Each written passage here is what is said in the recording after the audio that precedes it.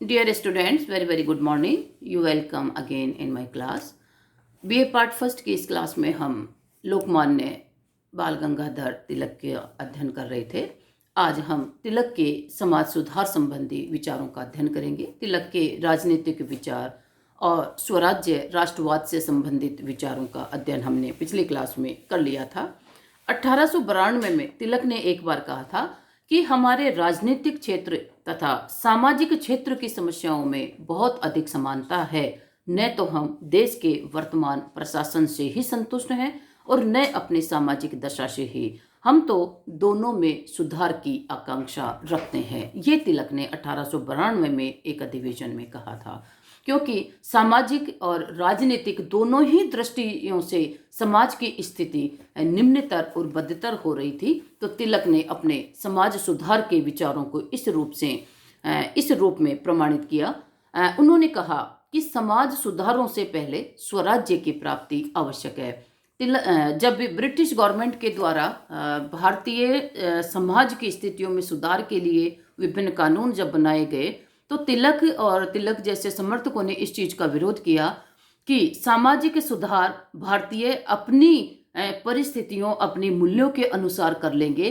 पहले हमें दूसरे देश की दास्ता से मुक्त होने की कोशिश करनी चाहिए। तो तिलक ने कहा कि सामाजिक सुधार पहले आवश्यक नहीं है। सबसे पहले हमें स्वराज्य प्राप्त करके और अपने अनुसार अपनी सामाजिक आर्थिक परिस्थितियों का निर्माण करना है। और इसी चीज पर तिलक और डॉक्टर अंबेडकर के विचारों में भी भिन्नता रही, क्योंकि डॉक्टर अंबेडकर सामाजिक स्थितियों में सुधार के लिए आंदोलन कर रहे थे, जबकि तिलक कहते थे कि समाज सुधार हम आज़ादी के बाद भी कर सकते हैं। पहले हमें स्वराज्य प्राप्त करने का प्रयास करना चाहिए।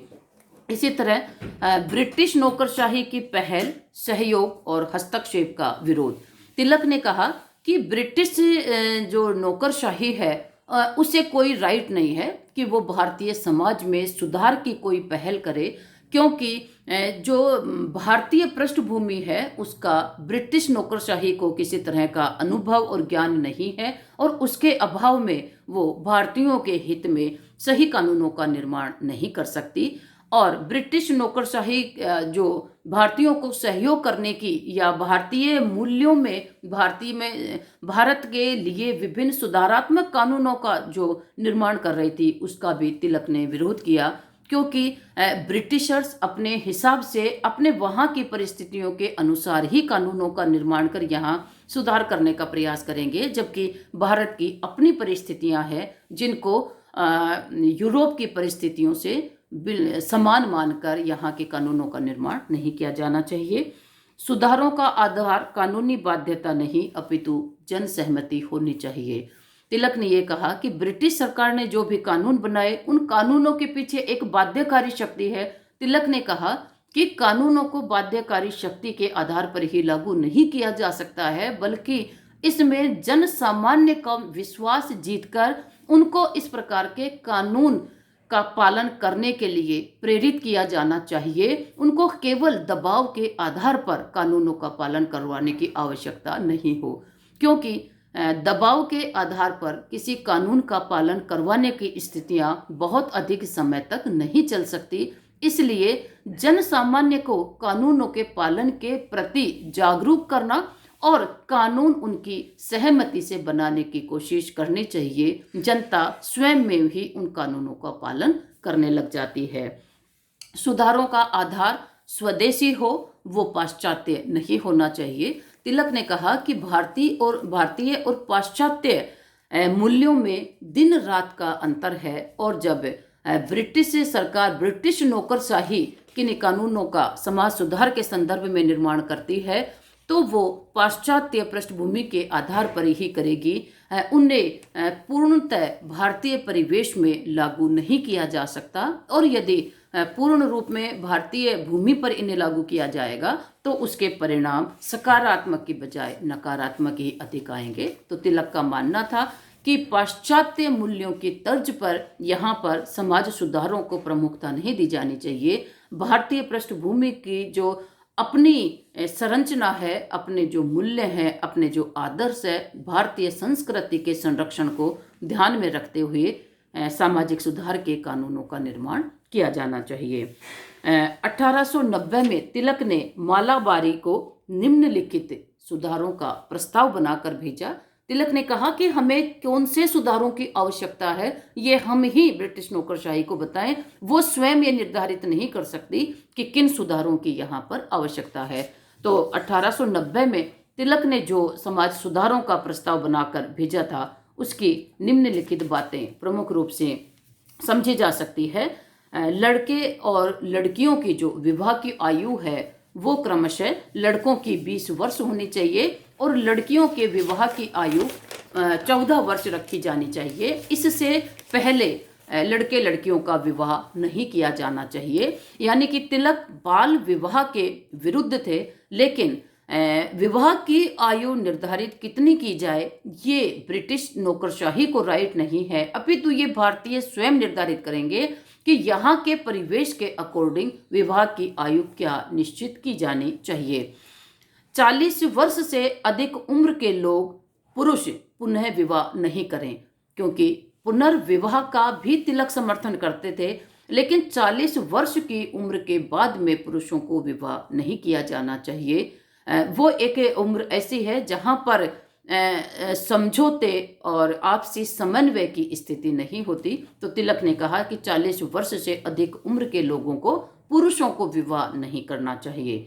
कोई पुरुष पुनर्विवाह भी करना चाहे तो वो केवल विधवा से ही करे, वो कुंवारी लड़कियों से विवाह नहीं करे। पुनर्विवाह को प्रोत्साहन इसी शर्त पर दिया जाना चाहिए कि कोई भी पुरुष पुनर्विवाह करेगा तो वो विधवाओं के साथ करे, ताकि विधवाओं के जीवन को भी दोबारा से सजाया संवारा जा सके और एक सोसाइटी में एक अच्छा वातावरण निर्मित हो सके। दहेज प्रथा का अंत किया जाए, क्योंकि दहेज किसी भी रूप में किसी भी परिस्थिति में स्वीकार्य नहीं होना चाहिए। दहेज के साथ दहेज देने वाले परिवार की स्थिति बहुत विपन्न उसमें हो जाती है और तत्कालीन परिस्थितियों में भारतीय समाज की आर्थिक स्थिति वैसे भी अच्छी नहीं थी। तो समाज में इन कुरीतियों को कम से कम खत्म किया जाए। दहेज का जो दानव है वो समाज में विकराल रूप ले, इससे पहले इसको खत्म कर दिया जाना चाहिए। तिलक ने अपने समाज सुधारों के प्रस्ताव में ये कहा कि विधवाओं का हुलिया नहीं बिगाड़ा जाना चाहिए, क्योंकि भारतीय संस्कृति में इस तरह का एक प्रचलन था। यदि कम उम्र में भी लड़की विधवा हो गई है तो उसके बाल काट दिए जाते, उसको सफ़ेद कपड़ों में एक निश्चित पोशाक उसकी निर्धारित कर दी जाती और उसको जो सामान्य जीवन है उससे वंचित करके एक शोषित की तरह बस वो केवल सांस ले सकती और केवल जो सामान्य उसकी भूख है उसे वो शांत कर सकती थी। इसके अलावा उसका जो विचार मंथन का क्षेत्र वो बिल्कुल खत्म कर दिया जाता, उसके सोच विचार का दायरा खत्म कर दिया जाता। तो तिलक ने कहा कि विधवाओं को भी पुनः अपना जीवन संवारने की सहूलियत दी जानी चाहिए और उनको विकृत रूप में जीने के लिए मजबूर नहीं किया जाना चाहिए, क्योंकि विधवा होना किसी भी लड़की किसी भी महिला का अपना दोष नहीं है। ये प्रकृति के द्वारा यदि किसी के साथ भी हादसा हो जाता है, समाज को बल्कि विधवाओं को पहले से भी बेहतर जीवन उपलब्ध करवाया जाना चाहिए, न कि उनके साथ बदतर सलूक किया जाना चाहिए। छुआछूत की प्रथा खत्म की जानी चाहिए।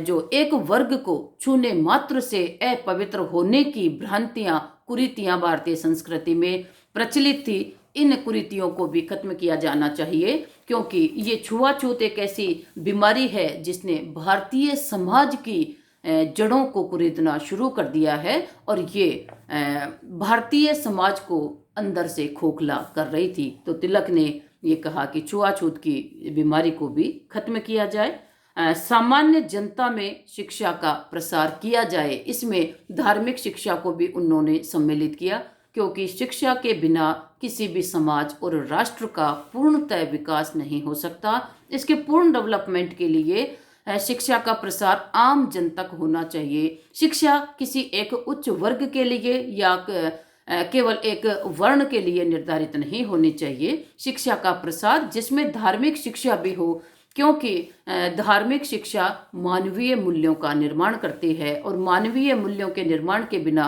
व्यक्ति का पूर्ण रूप से विकास नहीं हो सकता। तो तिलक ने शिक्षा का भी सहयोग किया या शिक्षा के प्रसार का भी उन्होंने समर्थन किया। समाज सुधार में रुचि रखने वाले अपने आय का 1/10वां भाग सामाजिक हित में खर्च करें। तिलक ने कहा, समाज सुधार की बातें करना, बखान करना अपनी जगह है, लेकिन यदि समाज सुधार में जो लोग वास्तव में रुचि रखते हैं तो उन्हें अपने आय का 1/10वां हिस्सा सामाजिक हित, सामाजिक कल्याण के कार्यों पर खर्च किया जाना चाहिए। जैसे बाल विवाहों को रोकने की स्थिति हो, विधवाओं के पुनर्विवाह की स्थिति हो, समाज में शिक्षा के प्रसार की स्थिति हो। इस तरह बहुत सारे कल्याणकारी कार्य हैं। इन कार्यों के लिए समाज सुधारकों के द्वारा केवल उपदेश नहीं झाड़े जाएं, बल्कि समाज सुधार में अपनी पूंजी भी खर्च करनी चाहिए। क्योंकि जब तक हम केवल विचार करते रहेंगे और बातें करते रहेंगे, उसको वास्तविकता के धरातल पर क्रियान्वित नहीं करेंगे, और क्रियान्वित करने के लिए सबसे पहले धन की आवश्यकता होती है। धनाभाव में ये सारी योजनाएं कपोल कल्पित बनकर रह जाती है। तो तिलक ने विचारों का, सामाजिक सुधारों का इतना बड़ा लेखा जोखा मालाबारी के सामने पेश किया, और ये सारे विचार भारतीय पृष्ठभूमि को देखकर भारतीय संस्कृति के अनुसार उन्होंने निर्धारित किए। तो तिलक की योजना थी कि सामाजिक सुधार भारतीय अपने अनुसार निर्धारित कर सकते हैं। ब्रिटिश नौकरशाही हमें इसमें ज़्यादा सहयोग नहीं करे। ब्रिटिश नौकरशाही हमें इतना ही सहयोग करे कि वो हमारे देश को आज़ाद करके अपने स्वदेश लौट जाए। ये ही ब्रिटिशों का सबसे बड़ा सहयोग भारतीयों के लिए होगा। और शेष इसका अध्ययन हम अगली क्लास में करेंगे। आज की क्लास में बस इतना ही। Okay, thank you, all the best.